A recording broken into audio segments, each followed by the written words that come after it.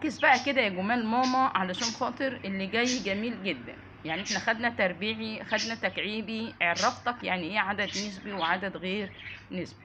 تعالى نحل سؤال، وكان في اخر الفيديو اللي فات قلت لك اوجد عددين صحيحيين متتاليين يقع بينهما كل عدد من الاعداد الاتيه.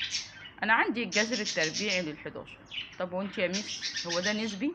لا يا حبيبي، لان مفيش عددين، مفيش العددين اللي يتضربوا ببعض يدوا 11، زي 3 في 3 ب9، زي 2 في 2 ب4، زي 3 في 3 ب9. خلاص يا ميس انت هتعيديها تاني. طيب دلوقتي انا ال11 دي عايزه اعرف هي كام اساسا. يعني 11 دي نزل، هقولها لك بطريقتين، والطريقه اللي تعجبك حل فيها. ال11 دي نزل منها واحد بقت 10.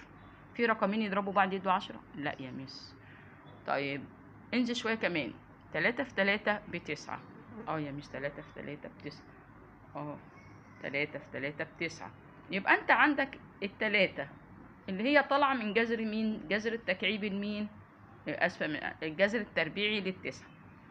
يعني جذر 11 قيمتها اللي قبليها ال9. حلو.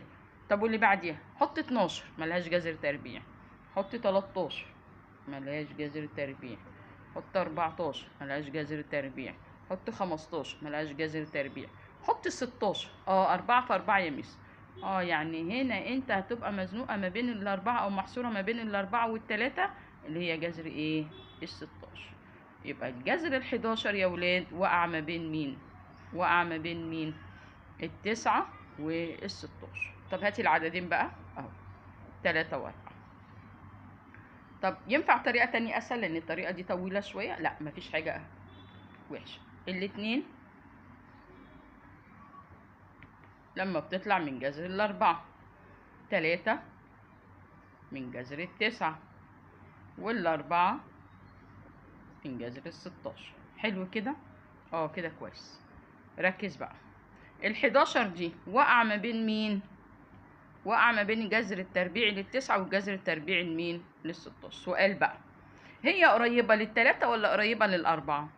شوف انت العدد 11 هيبقى قريب لل9 اكتر ولا قريب لل16؟ لا يا ميس هيبقى قريب لل9. خلاص يبقى مين عندنا؟ يبقى هو قريب لل3.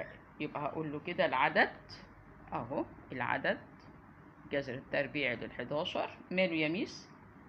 اقرب للعدد 9 منه للعدد 16. تاني واحدة كمان كده وركز يا ولاد مع بعض. عندي جذر التكعيبي لل20. جذر التكعيبي لل20. 20 يا ميس. 20 يا ميس. جذر تكعيبي يا ميس. جذر تكعيبي. تعالى نعمل جذر تكعيبي للواحد. 1. نعمل جذر تكعيبي لل2. يعني 2 في 2 في 2 ب8. تقدر الآلة تساعدك، حط تكعيبي يا حبيبي. نعمل التلاتة، الجذر التكعيبي للتلاتة، 3 في 3 في 3 ب27. جذر التكعيبي لل4، يعني 4 في 4 ب16، و4 ب16 بكام يا جميل؟ 4 ب16، يلا بسرعة ب64.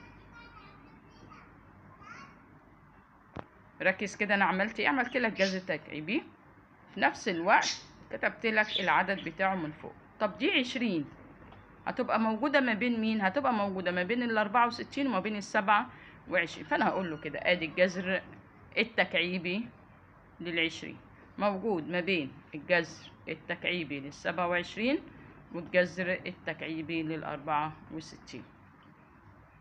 يا ميس وبعدين يعني هي محصورة ما بينهم. تمام. الجذر التكعيبي لل27 هياخد العدد 3. دي تنزل زي ما هي، عايز تعملها على الآلة مفيش مشكلة. وهنا الجذر التكعيبي لل64 كام يا جميل؟ ال4. يبقى ال20 محصورة ما بين ال3 وال4. بس السؤال هنا هي قريبة لمين؟ قريبة لل27 ولا ل64؟ ركز كده، دي 20 فهي تبقى قريبة لمين؟ لل27. فأنا أقول له كده الجذر التكعيبي لل20 أقرب لمين؟ لل27 من ال64.